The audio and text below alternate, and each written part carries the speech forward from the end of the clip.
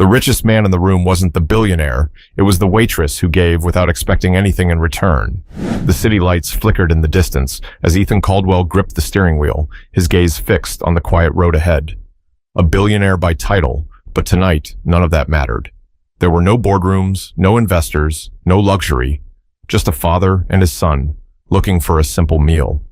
In the back seat, Oliver sat quietly, his small fingers fidgeting with the zipper on his jacket. He was 10 years old, bright, curious, and full of life, but his body often refused to cooperate. Cerebral palsy made even the simplest tasks a challenge. Ethan stole a glance at him through the rearview mirror and sighed. He hated feeling helpless. "Burger or pancakes?" Ethan asked, trying to sound lighthearted. Oliver's lips curved into a grin. "Pancakes." Ethan chuckled.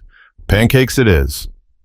They weren't far from home, but instead of going to one of the high-end restaurants he usually dined at, he turned onto a smaller road.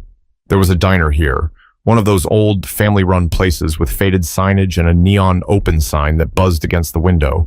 It wasn't glamorous, but it had heart. He pulled into the parking lot and put the car in park. Before stepping out, he glanced down at his Rolex, a habit he couldn't break. It was late, but time didn't matter tonight. Oliver was already struggling with his seatbelt. Ethan reached back to unbuckle it for him, then lifted him out of the car with ease.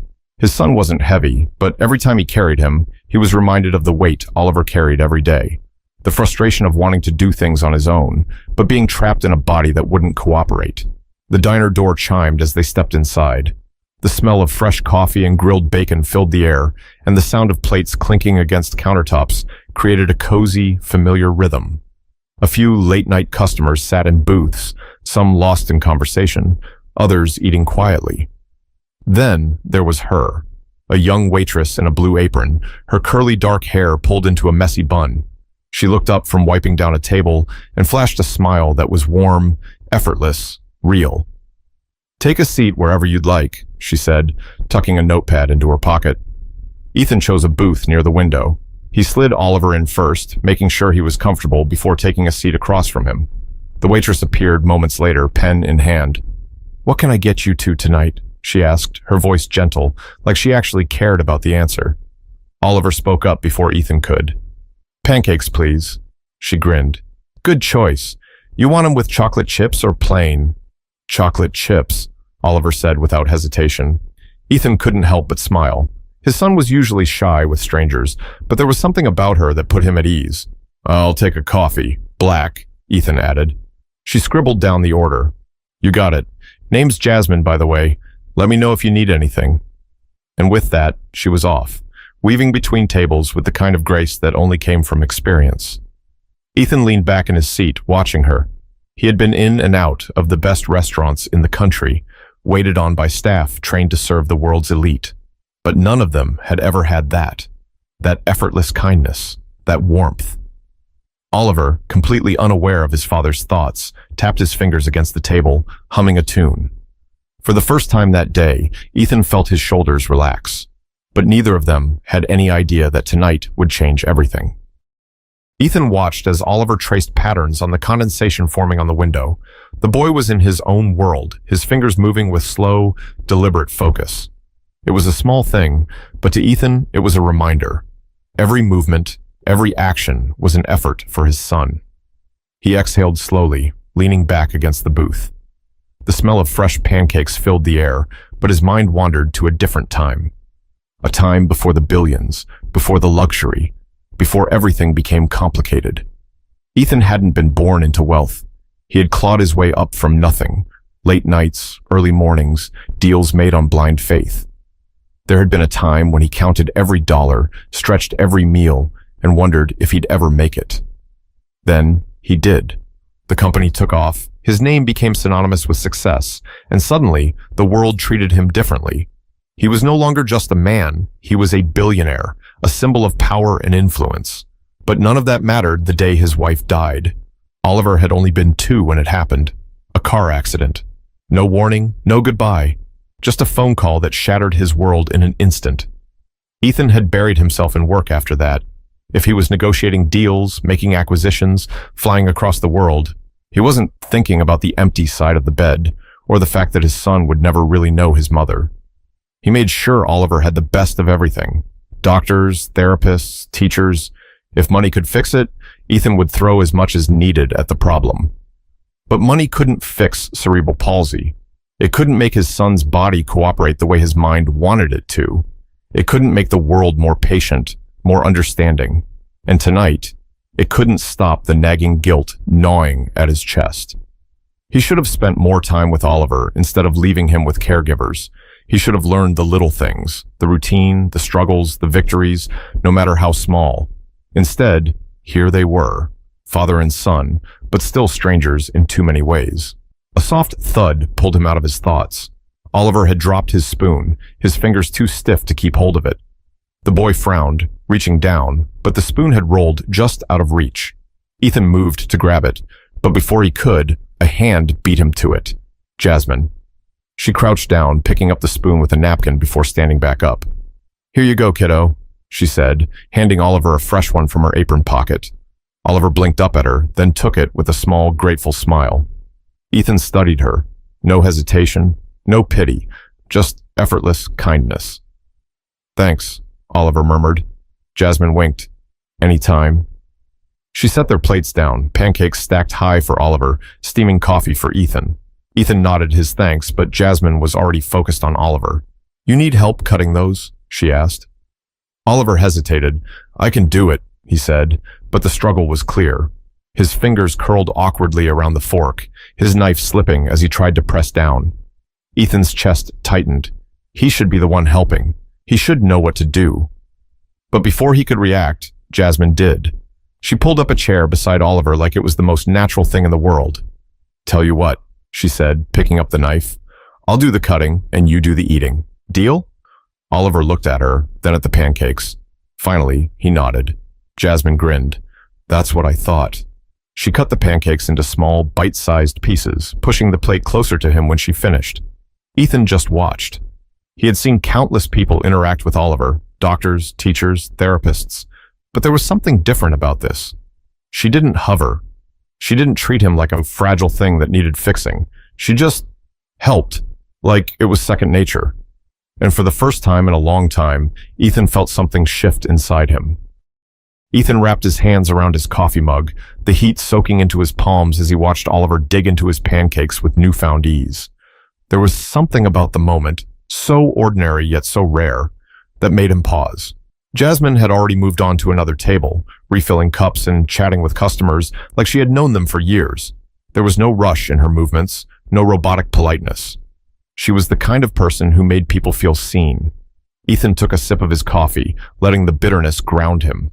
He was used to people treating him differently the moment they recognized who he was. Some fawned over him, others stiffened, afraid to say the wrong thing. Jasmine hadn't done either. She hadn't even flinched. There was no, "Oh my God, you're Ethan Caldwell," or fake enthusiasm. No strategic conversation steering toward investment opportunities, just genuine, effortless kindness. Oliver, unaware of his father's thoughts, chewed happily. "She's nice," he mumbled between bites. Ethan raised an eyebrow. "Yeah?" Oliver nodded. "She talks to me like a regular kid." Ethan's chest tightened. Like a regular kid. Not like someone who needed fixing. Not like someone to be tiptoed around. Just a kid. Jasmine came back, balancing a tray of plates with practiced ease. She slid a check onto the table but didn't rush off this time. "You good, kiddo?" she asked, nodding toward Oliver's plate. Oliver grinned. "Yeah, best pancakes ever." Jasmine put a hand on her hip, smirking. "That's a big statement." Oliver shrugged. "It's true." Ethan watched the exchange, the way Oliver lit up, the way Jasmine leaned in like what he said actually mattered. He cleared his throat. "You been working here long?" Jasmine glanced at him, surprised by the question. "Few years. It pays the bills." Her tone was light, but Ethan caught the flicker of something in her eyes. "You always this good with kids?" he asked. Jasmine chuckled. "Nah, just the cool ones." She ruffled Oliver's hair before standing straight again. "My little brother's got autism. He's a handful, but he's my favorite person in the world." Ethan nodded slowly. "That explains it." She tilted her head. "Explains what?" "The patience," he said simply. Jasmine shrugged.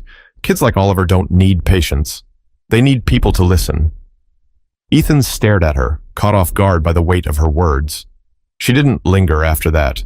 She collected plates, refilled coffee, and went about her night like she hadn't just hit him with the truth he had been avoiding for years, because she was right. Oliver didn't need patience. He needed to be seen, heard, treated like the bright, funny, stubborn kid he was. And Ethan, despite all his success, all his money, had failed at that more times than he cared to admit. He looked at his son, still smiling as he scraped up the last of his pancakes. For the first time in years, Ethan felt like an outsider in his own life, but he also knew that was about to change. The diner had thinned out. A few stragglers sat nursing their coffee, lost in the quiet hum of conversation and the occasional clatter from the kitchen. Ethan checked his watch, later than he realized. Oliver yawned, rubbing his eyes with the back of his hand. He had that sleepy, satisfied look that kids got after a good meal. Jasmine returned, wiping her hands on a rag before tucking it into her apron. "You guys need anything else?" Ethan shook his head. "We're good." But Oliver was struggling again. He reached for his glass of water, fingers tightening around it awkwardly. It slipped before he could get a good grip. The glass tipped. Water splashed across the table, drenching the napkins and rolling toward the edge. Ethan tensed, moving on instinct, but before he could grab a napkin, Jasmine was already there. She didn't jump or react the way most people did. She just moved, calm and easy, like this wasn't anything more than a minor inconvenience. "It's okay," she said, scooping up the glass and flipping it upright. "Happens to me at least twice a day." Oliver's shoulders stiffened. His eyes darted toward Ethan like he was expecting frustration. But Jasmine kept her attention on him, grabbing a clean rag and wiping the table. "You know what helps?" she asked, wringing out the cloth. "Holding the glass with both hands. My little brother does that, and now he barely spills." Oliver blinked up at her. "Really?" "Swear on my favorite sneakers," Jasmine said, holding up a hand like she was making a serious promise. "You want to try?" Oliver hesitated, then reached for the glass again. This time, he used both hands. His grip was steadier. The glass barely wobbled as he lifted it. Jasmine grinned. "See? You got this." Oliver beamed, setting the glass down carefully. Ethan swallowed past the lump in his throat. It was such a small moment. A glass of water, a steady hand, a bit of confidence where there hadn't been before, but it meant everything. Ethan had spent years hiring the best therapists, the most highly trained specialists, people who studied for years to help kids like Oliver. But Jasmine had done in seconds what they never could. She had made his son believe in himself, and that was priceless. Ethan reached for his wallet, ready to leave a ridiculous tip, but Jasmine waved him off. "Don't do that." Ethan frowned. "Why not?" Jasmine shrugged. "Because you don't need to. It's just water, just pancakes." She gestured toward Oliver. "And he's just a kid. A cool one, but still just a kid." Ethan studied her, trying to figure her out. Most people took when they saw money. They adjusted their tone, changed their demeanor, worked angles to see what they could gain. Jasmine didn't do any of that. She had no idea who he was. No idea that he could have written her a check and changed her life with the stroke of a pen. And still, she chose to be kind. Ethan had met CEOs, world leaders, visionaries. He had spent time with the most powerful people in the country, but at that moment, sitting in a modest diner across from his son, he realized something. Jasmine Carter, a waitress working 2 jobs, might be one of the most remarkable people he had ever met, and he wasn't about to walk away without doing something about it. Ethan tapped his fingers against the edge of the table, his mind racing. He had spent years making snap decisions, acquiring companies, making investments, cutting deals that changed industries overnight. But this wasn't business. This was something else entirely. Jasmine had no idea who he was, no clue that the man sitting in her section was worth billions. And yet, she had treated Oliver like a kid first, not a burden, not a problem to solve. Ethan couldn't let that go unnoticed. He pulled out his wallet, fingers brushing against the stack of $100 bills inside.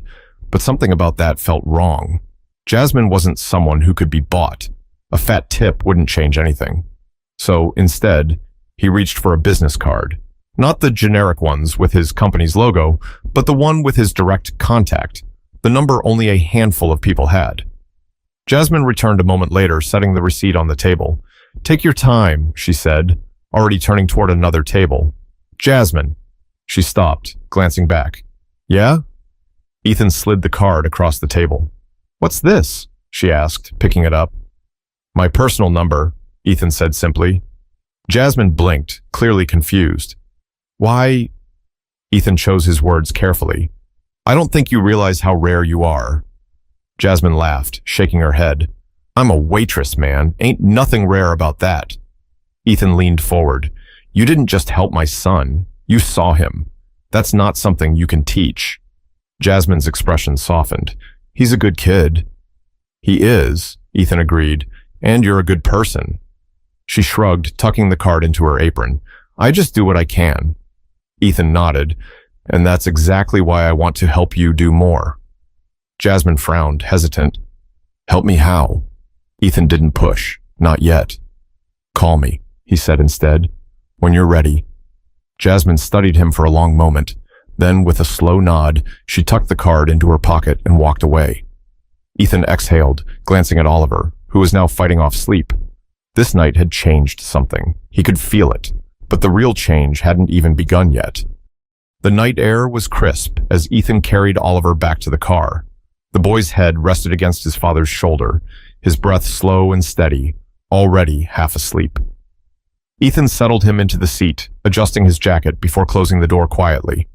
For a moment, he just stood there, staring at the neon glow of the diner's sign. He had walked into this place expecting nothing. A simple meal, a quiet night. Just another moment in a routine that had long felt hollow.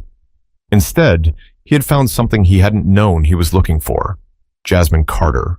A waitress, a stranger, someone who had no idea who he was, yet had managed to teach him more in one evening than some people had in years. And she had done it with a plate of pancakes and a little bit of kindness. Ethan pulled out his phone, scrolling through his contacts. His assistant, his lawyers, his board members, all the people who helped keep his empire running. Then, his thumb hovered over a different number. A school director, an administrator for a foundation he had once donated to, but never really been involved with. Ethan exhaled. Then he hit call. Mr. Caldwell? A groggy voice answered on the other end. Sorry for the late call, Ethan said, glancing back toward the diner. Through the window, he could see Jasmine laughing with another customer, wiping down a table with that same easygoing energy. I need you to pull some numbers for me, he continued. Scholarship applications, nursing programs, job placements in child development. A pause. Then, of course, sir. For anyone in particular? Ethan smiled faintly. Yes, he said, someone worth investing in. Because sometimes the best investments aren't in stocks, companies, or real estate. They're in people. And Ethan Caldwell had just found one he wasn't willing to walk away from. There are people in this world who go unnoticed every day, the ones who give without expecting anything in return. Maybe it's a teacher, a nurse, a cashier, or even a waitress at a small diner. But sometimes, one act of kindness can change a life. Who in your life has made an impact, even in the smallest way? Let us know in the comments below. And if you enjoyed this story, don't forget to like, share, and subscribe for more real, powerful moments. Because kindness isn't just a choice, it's a legacy.